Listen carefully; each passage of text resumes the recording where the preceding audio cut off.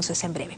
Vamos a dejar ese tema y vamos ya a entrar al tema político. Y es que la situación de Alejandro Toledo no pinta muy bien en el lado político y en el lado penal. Que se han abierto las puertas justo como mistura, ¿no es cierto?, para que la Fiscalía encuentre cosas gravísimas. En la última información de la Unidad de Investigación Financiera hay datos que son absolutamente relevantes. Bueno, estamos con Carlos Brus, congresista, para analizar con él el caso de Ecoteva y el daño irreparable que podría tener, por supuesto, para Perú Posible. ¿Qué tal? Bienvenido, congresista. Gracias por estar Muy con buenos nosotros. días. ¿Es un daño realmente irreparable? Bueno, digamos, en teoría para Alejandro Toledo, pero también para Perú Posible. Bueno, políticamente yo creo, a pesar que dicen que no hay cadáveres políticos, pero creo que en este caso ya es el fin de la carrera política de Alejandro Toledo. Si es que antes que ocurrir esto ya se hablaba de que Toledo ya fue, ¿no? Y ya no es su momento, ya con esto no hay forma. Van a, por supuesto, querer argumentar lo inargumentable, que Maiman le pagó su hipoteca, que le prestó la plata, que le regaló, en fin. Pero ya ante el imaginario de la gente, esto confirma un poco el perfil que tenían de Alejandro Toledo, una persona que no dice completamente la verdad. Y estas acusaciones de corrupción son políticamente muy fuertes. Es algo que uno no se quita de encima, salvo que demuestres que hay una explicación razonable, cosa que vemos ante estas llamadas telefónicas que no contesta. Además, eso fue muy fuerte, ¿no? Escuchar y que se corra de esa manera, porque al final tú dices, o sea, que hoy no voy a declarar. Entonces, derecho, tú como periodista no puedes hacer nada, pero eso de mentir, decir no soy yo cuando su voz es clarísima. Entonces, políticamente, yo creo que es el fin de Alejandro Toledo y de Perú Posible, porque lamentablemente Perú Posible no logró forjarse como un partido político donde haya sucesión al líder, y Alejandro Toledo quedó como único líder. Cualquier persona que discrepara con él inmediatamente era expulsada. Siempre desde lo político, la Comisión Política de Perú Posible ha mandado una carta a sus militantes y les ha pedido unidad, compañeros, en la crisis, creer y no aceptar estas denuncias. Bueno, eso es un poco risible. Yo recibo llamadas de muchos dirigentes de base, de dirigentes distritales, que ya, en la práctica ya están fuera. Ya están fuera. Porque las pruebas que hay son contundentes, ¿no? Entonces, políticamente está liquidado. Él y el partido. Ahora, el tema penal es otra cosa. A pesar de las evidencias que hay, primero, creo que es inevitable que la Fiscalía acuse, ¿no? Tiene que haber una acusación y tiene que iniciarse un proceso judicial, porque además las contradicciones han sido tales, ¿no? Que es imposible que la Fiscalía diga, aquí no hay nada malo, no voy a denunciar. Eso es imposible. Juan Cheput ha mencionado que algunos partidos políticos estarían detrás, digamos, de lo que está diciendo también el fiscal, ¿no es cierto? Que está adelantando opinión, que ya está hablando sobre delitos que todavía no se han presentado, cuando la investigación está en proceso. Entonces, ¿usted percibe que hay también un poco de eso? No. Fíjese, lo mismo decían los fujimoristas cuando se les investigaba. Esos argumentos son propios de la persona que sabe que ha hecho algo malo y no tiene una explicación, ¿no? Para empezar, la Unidad de Inteligencia Financiera no es un organismo del Congreso, no lo maneja la oposición, no lo maneja el APRA. La Unidad de Inteligencia Financiera es una dependencia de la Superintendencia de Banca y Seguros, cuyo jefe es el señor Shilowski, amigo de Alejandro Toledo, funcionario en el gobierno de Toledo, y probablemente Toledo lo recomendó para el cargo. Y además, la superintendencia depende de un gobierno aliado de Toledo.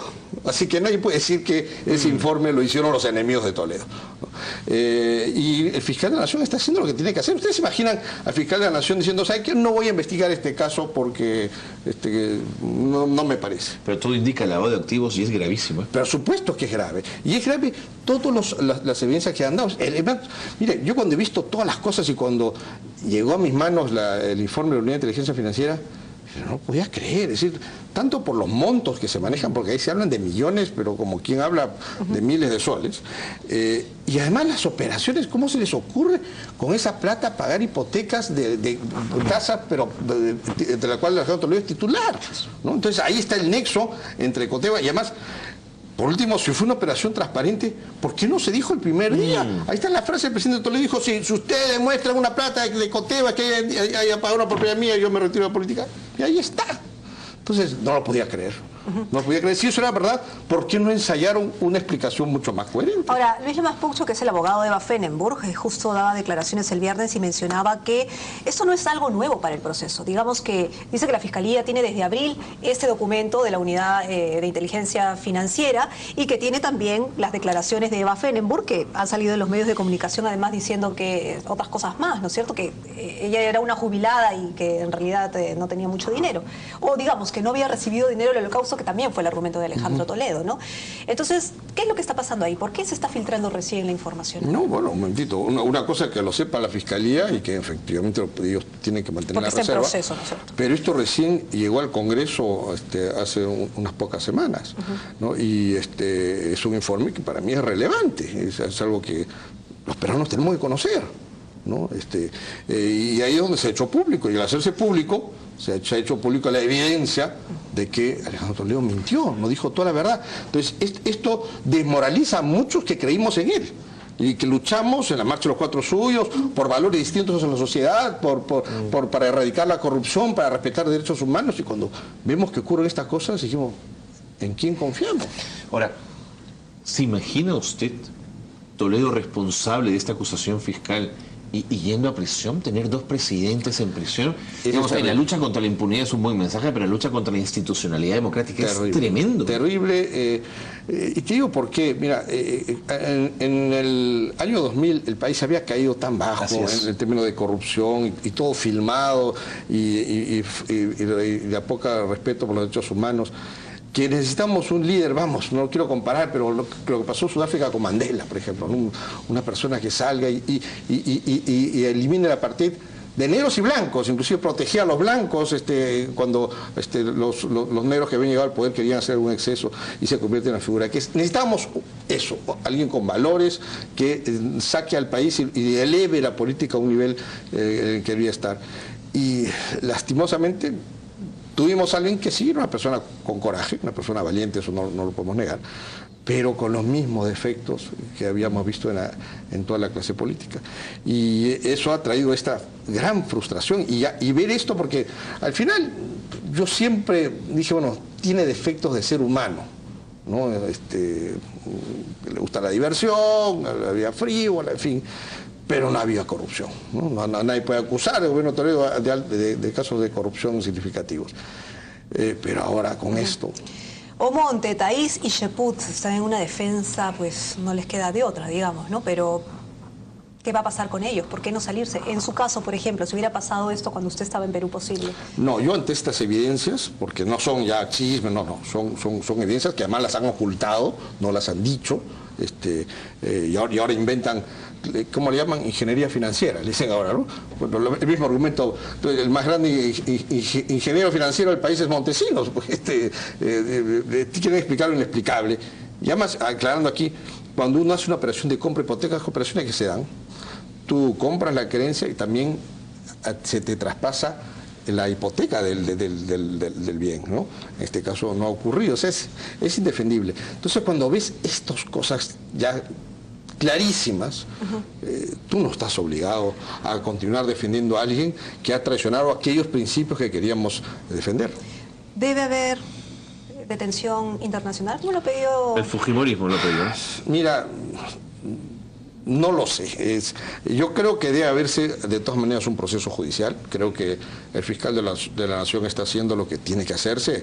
No se está investigando a cualquier persona, se está investigando a un expresidente de la República. Por lo tanto, está muy bien que el fiscal de la Nación intervenga. Creo que se va a tener que abrir un juicio y el Poder Judicial tendrá que decidir si hace alguna medida restrictiva contra el presidente Toledo o no.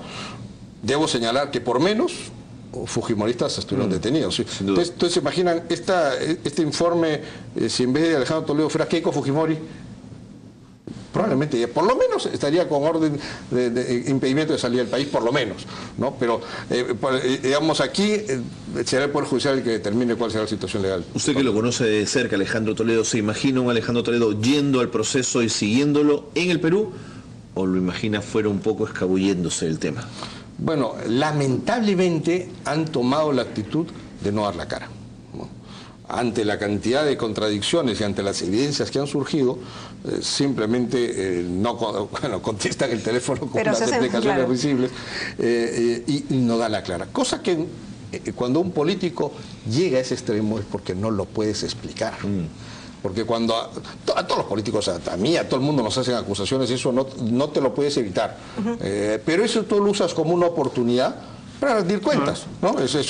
Lo único le llama accountability, eso, tú tienes que rendir cuentas. Sí, rendir cuentas y efectivamente la acusación no tuvo asidero y tú limpias tu nombre.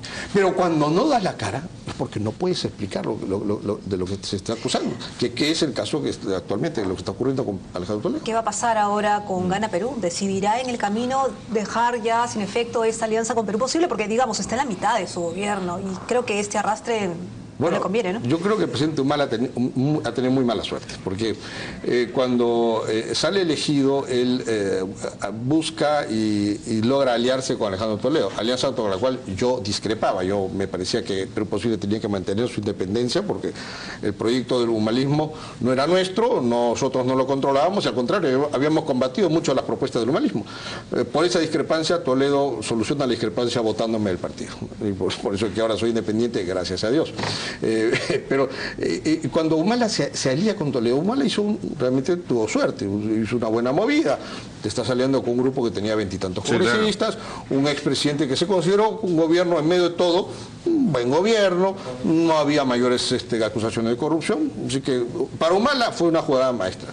Pero ahora ya no es una bancada de 20 y tantos congresistas, ya es una bancada, ya no sé cuántos quedan, creo que quedan 8, y 8 hoy, no sé, mañana. Claro, entonces, porque deben estar ahí decidiendo. Ya no tiene una mayoría holgada como tenía antes, y al contrario, ahora él tiene que sostener a su socio, que es un pasivo, ¿no? Ya no es un activo. Sí, bueno. Y entonces va a tener que decir hasta dónde va a poder seguir sosteniéndolo. Entonces, y ante esto, el presidente Humala se sentía muy cómodo, dijo, ¿para qué voy a conversar con nadie más? Si ya con esto ya tengo los votos necesarios. Y efectivamente no hubo un solo diálogo con la oposición para ellos no existía. Y ahora se le cae. Ayer no es el mismo socio de inicio de gobierno, ¿no es cierto? Entonces ahora están obligados a tender lazos con la oposición, como se hace en toda democracia, ¿no? Pero hay un gran problema. Primero, el presidente Humala no es pues una persona muy dialogante, por características personales, y en segundo lugar, no tiene operadores políticos. Su presidente del Congreso tampoco parece ser un hombre muy dialogante. Y ya vemos, digamos, lo que queda en el humalismo. Entonces, con esas limitaciones, veo algún tipo de problemas que va a tener el presidente Humala para poder sacar las leyes o las disposiciones que él quiera sacar del resto de su gobierno. Claro, porque además se le va a endilgar a Ollanta Humala, por lo menos en el juego político, que está apoyando a alguien corrupto. Y eso no le conviene a ningún gobierno. Este es un problema. Dice, o suelto el lastre que tengo y que es lo poquito que me ayuda para tener un poquito más de votos en el Congreso, hago lo correcto, ¿no? Entonces, ahí hay una complicación. Y el presidente Humala va a tener que evaluar si asume o no el costo de defenderlo o hace lo que tiene que hacer. Al paso que veamos, Unión Regional va a ser mayoría en el Congreso. Gracias por haber estado con nosotros. Gracias a ustedes. Bueno, y respira con tranquilidad, ¿no? Porque el viernes me decía, menos mal que me sacaron de... Bueno, tengo que reconocer que el último gesto de amigo que tuvo Alejandro Toledo conmigo fue sacarme de su partido. Gracias.